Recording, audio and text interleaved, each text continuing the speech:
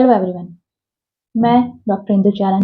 आज का जो टॉपिक है वो ना तो एस्ट्रोलॉजी पर है, ना वास्तु पर है, ना लॉ ऑफ अट्रैक्शन पे है। आज का टॉपिक है श्रीमद् भागवत गीता पर। सभी जानते हैं गीता के बारे में और सभी ये भी जानते हैं कि गीता पढ़नी चाहिए, लेकिन बहुत ही कम लोग जो हैं जो ये जानते हैं कि गीता पढ़ने से हमें क्या लाभ होते हैं और हमें गीता क्यों पढ़नी चाहिए। हम लोग मोस्टली क्या करते हैं, या तो बुजुर्ग लोग पढ़ेंगे या जो लोग बीमार हैं उनको गीता पढ़ के सुनाएंगे या कहीं कथा कीर्तन में गीता का पाठ होता है। लेकिन आज के इस वीडियो में मैं आपको बताऊंगी कि गीता हमारी लाइफ के लिए कितनी इम्पोर्टेंट है, हमारे जीवन जीने के लिए कितनी इम्पोर्टेंट है। अगर हम मात्र गीता भी पढ़ लेते हैं तो हमें अपनी लाइफ के हर प्रॉब्लम का सॉल्यूशन मिल जाएगा। कैसे? अगर मैं ये कहूँ कि हम मार्केट से कोई चीज़ परचेज़ करके लाते हैं, सपोज़ आप वॉशिंग मशीन लाते हैं, रेफ्रिजरेटर लाते हैं, एलईडी लाते हैं, कोई भी चीज़ डिवाइस आप बाहर से लेके आते हैं, उसके साथ एक मैनुअल कार्ड होता है। मैनुअल कार्ड में उसमें ये लिखा होता है कि इस डिवाइस को यूज़ कैसे करना है, तो हम उसको यूज़ करके देखते हैं कि इसको कैसे चलाना है। सेम ऐसे ही ये जो गीता है, ये वो कार्ड है मनुष्य जीवन के लिए, इस डिवाइस के लिए, हमारे शरीर के लिए, मनुष्य जीवन के लिए ये वो डिवाइस है जो हमें जीवन जीने का तरीका बताती है कि हमें किस तरह से जीवन जीना है। आजकल के अगर मैं टाइम की बात करूं तो अगर मैं यूथ की बात करूं, युवाओं की बात करूं, तो सभी जो हैं, यूथ जो है हमारा, वो गुमराह है। गुमराह मीन्स कि उन्हें नहीं पता कि लाइफ का मोटिवेशन क्या है, लाइफ का उद्देश्य क्या है। मैटेस्टिक लाइफ जीना लाइफ का उद्देश्य नहीं होता। हमारी इंटेंशन, हम किस इंटेंशन से जीते हैं। ठीक है, मैटेस्टिक लाइफ है, आप अपनी लाइफ में अर्निंग करें, अच्छा आगे बढ़ें, लेकिन जो एक मानवीयता है, एक इंसानियत जो है, वो धीरे-धीरे खत्म होती जा रही है लोगों में। आजकल हम लोग भी देखते हैं कि बाहर सड़क पे एक्सीडेंट होता है, कोई किसी की हेल्प नहीं करता, बस वीडियोज़ बनाने में लगे हैं। क्या ये जीवन जीने का उद्देश्य है? गीता हमें सिखाती है कि हमें जीवन किस तरीके से जीना है।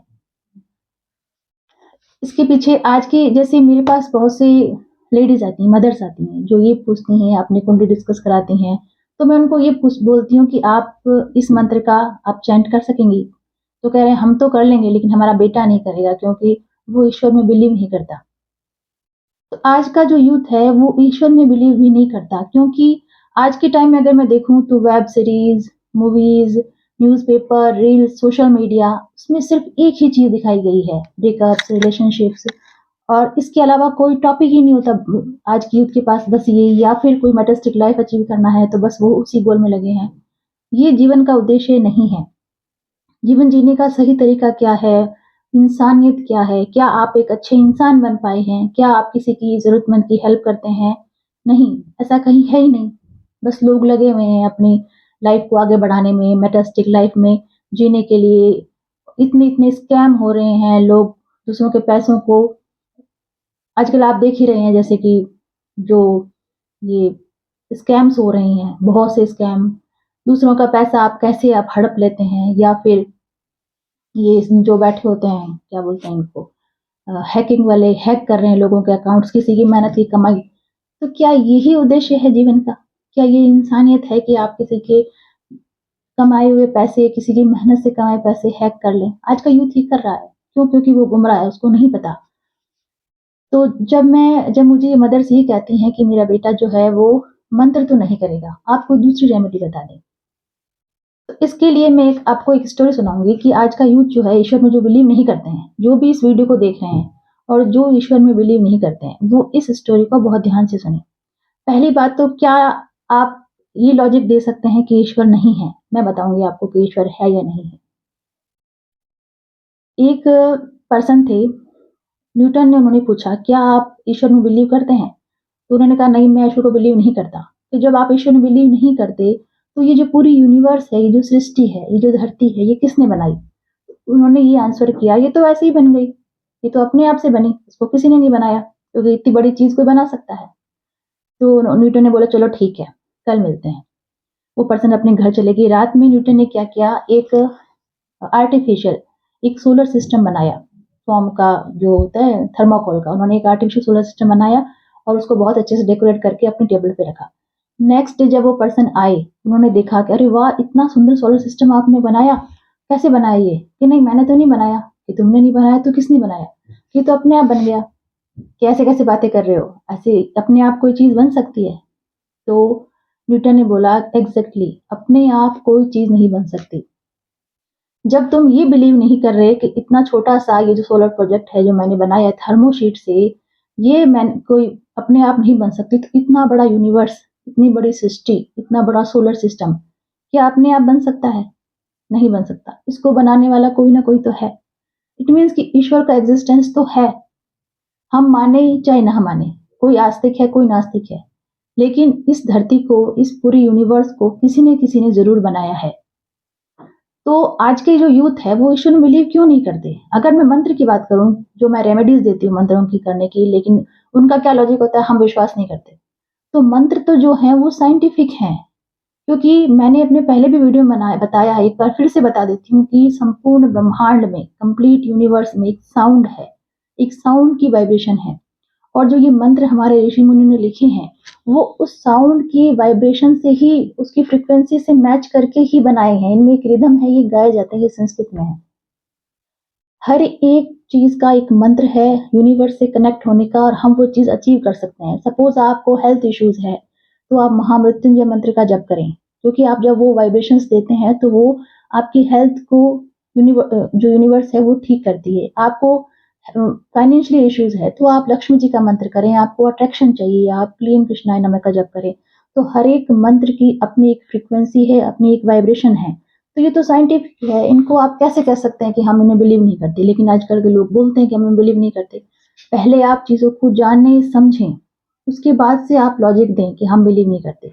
तो ये तो बात हुई कि ईश्वर है, मंत्र है, संपूर्ण ब्रह्मांड में, कंप्लीट यूनिवर्स में एक साउंड की वाइब्रेशन है। अब बात करते हैं गीता की। गीता क्यों पढ़नी चाहिए?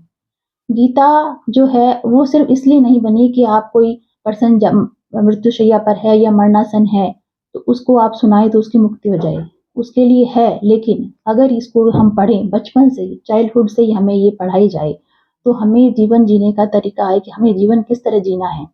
आज का जो यूथ गुमराह हो रहा है, जिनको नहीं पता कि सही डायरेक्शन क्या है, लोग डिप्रेस्ड हैं। मेरे पास डिप्रेशन के केसेस बहुत आते हैं। डिप्रेस्ड हैं, रिलेशनशिप में इश्यूज हैं, गर्लफ्रेंड बॉयफ्रेंड ब्रेकअप्स, इनके इतने इश्यूज आते हैं। इसलिए मुझे लगा कि इस टॉपिक पर एक वीडियो जरूर से जाना चाहिए, ताकि लोगों को पता चले कि हाँ इसमें क्या सॉल्यूशन है। जो भी गीता आज का जो यूथ है, अगर वो गीता पढ़ता है तो उसको सही जीवन जीने का तरीका आता है। जो बुजुर्ग लोग हैं, जो जो 60 से अबोव हैं, उनको उनको समझ में आएगी गीता पढ़ने से कि मोक्ष क्या है और हमें अब इस एज में क्या करना चाहिए। जो बहुत रिच हैं, जिनमें एक अहंकार है, एक प्राउड है, उनमें दया आती है इसको पढ़ने से, कि मनुष्य मात्र क्या है, हेल्पिंग क्या है। प्रकृति का एक नेचर है। प्रकृति का नेचर ये है कि जो भी आप चीज़ देते हैं, वो आपको रिटर्न बैक करती है। आपको किसी की हेल्प चाहिए तो हेल्प करना सीखिए, आपको रिस्पेक्ट चाहिए तो रिस्पेक्ट दें, आपको पैसा चाहिए, आपको जो चीज़ चाहिए, पहले आप प्रकृति को दें। प्रकृति मतलब आप लोगों को वो दें। आपको हैप्पीनेस चाहिए तो आप हैप्पीनेस दें। हेल्प करना है, आपको हेल्प चाहिए तो हेल्प करें। हेल्प खाली पैसों से नहीं होती, आप वर्बली भी किसी की हेल्प कर सकते हैं। अगर आप किसी को सॉल्यूशन देते हैं, तब भी आप उसकी हेल्प कर रहे हैं। अगर आप किसी की बात सुन रहे हैं, उसको तसल्ली दे रहे हैं, तब भी आप किसी की हेल्प कर रहे हैं। तो आप जो भी चीज़ चाहते हैं लाइफ में, पहले देना सीखें। यही गीता में बताया गया है कि मनुष्य मनुष्य जो है उसकी हेल्प करना, यानी कि प्रकृति की हेल्प करना। क्योंकि मैंने पहले भी अपने वीडियोज़ में बताया है कि जो हमारे अंदर है वही बाहर है। हमारे अंदर 5 तत्व हैं। मनुष्य जीवन, हम जो मनुष्य बॉडी है वो 5 तत्वों से मिलकर बनी है, वही बाहर यूनिवर्स में है। तो नर में ही नारायण है। जब आप किसी की हेल्प करते हैं, तो ईश्वर अपने आप से आपकी हेल्प करता है। लेकिन आज के टाइम में ऑपोज़िट है। कोई किसी की हेल्प नहीं करना चाहता, कोई किसी, लेकिन कहेंगे सब ये हमारी कोई हेल्प नहीं करता। क्या तुमने उनकी हेल्प की? नहीं की। तो जो भी चीज़ आप चाहते हैं लाइफ में, पहले उसको बाँटना सीखें, पहले उसको देना सीखें। आपको गीता अगर पढ़नी है तो आपको ज़रूर से पढ़नी चाहिए। इसको चाइल्डहुड से, बचपन से ही, जो भी पेरेंट्स ये वीडियो देख रहे हैं, बचपन से ही बच्चों को गीता का पाठ कराएँ, गीता पढ़ें वो। अगर वो गीता पढ़ेंगे, तो मैं आपको विश्वास दिलाती हूँ कि लाइफ में वो किसी भी प्रॉब्लम में अटकेंगे नहीं। ना वो लाइफ में कभी डिप्रेस्ड होंगे, ना किसी प्रॉब्लम में फँसेंगे। क्योंकि ये हमारा, मैंने बताया, ये एक मैनुअल कार्ड है, हमें जीवन कैसे जीना है। वो इसमें बताया गया है। तो आज की इस वीडियो में मैंने सिर्फ इतना बताया कि जो गीता है वो क्यों पढ़नी चाहिए। होप आप इस वीडियो को यूटिलाइज करेंगे। आपको अगर समझ में नहीं आती है तो आप धीरे-धीरे एक-एक चैप्टर करके ही इसको पढ़ें, इसको समझें। जिस दिन आप ये समझ लेंगे, आप लाइफ में कहीं भी नहीं अटकेंगे, आप लाइफ में कोई भी प्रॉब्लम आ जाए, उसको बहुत ही ईज़ी वे से आप उसको सॉल्व कर लेंगे। Thank you so much.